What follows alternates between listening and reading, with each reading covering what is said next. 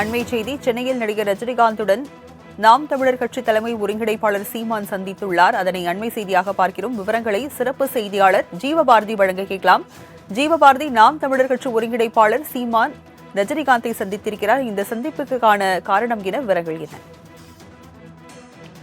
போயஸ் கார்டனில் உள்ள super star Rajinikanth அவர்களுடைய இல்லத்தில் நாம் தமிழர் கட்சியினுடைய தலைமை ஒருங்கிணைப்பாளர் திரு சீமான் அவர்கள் இன்று சந்தித்து பேசியிருக்கிறார்.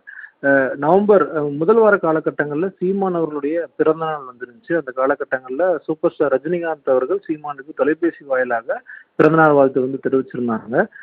அந்த தொலைபேசியின் தொடர்ச்சியாக நேரடியாக சந்திக்கலாம் அப்படின்லாம் பேசப்பட்டிருந்த நிலையில இன்றைய தினம் அந்த சந்திப்பானது நடந்திருக்கு. குறிப்பிட்டு அரசியல் சார்ந்த விஷயங்கள் கருத்துக்கள்ல நேர் எதிராக இருவரும் இருந்த காலகட்டங்களில் தொடர்ச்சியாக திரு சீமான் அவர்கள் திரு ரஜினிகாந்த் அவர்களை தொடர்ந்து கடுமையான விமர்சனங்களை முன்வச்சுட்டு அந்த விஷயங்கள்லாம் கடந்த காலங்களில் பார்த்துருந்தோம்.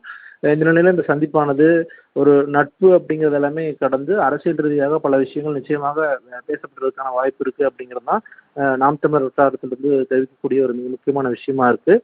அதே போல தற்போது விஜய் அவர்கள் சீமான் அவர்களோடு அந்த கூட்டணி சார்ந்த விஷயங்கள் உள்ளிட்ட பல விஷயங்கள் பேசப்பட்டு வந்த நிலையில அது இல்லை அப்படின்ட்டு மறுத்திருந்தாங்க.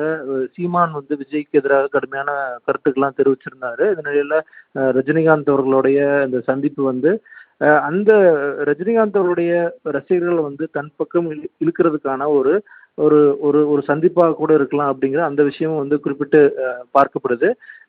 இருந்த போதிலும் இந்த சந்திப்பானது கடந்த காலங்களில் சீமான் அவர்கள் கமலோட சந்திச்சிருக்காரு. விஜய் அவர்களோட மறைமுகமான சந்திப்புகள் எல்லாமே நடந்திருக்கு. ஆனா திரு ரஜினிகாந்த் அவர்களோட இந்த சந்திப்பு ஒரு மிக முக்கியத்துவம் வாய்ந்ததா நம்ம பார்க்க வேண்டியதா இருக்கு. ராஜலட்சுமி, விவரங்களுக்கு நன்றி ஜீவபாரதி.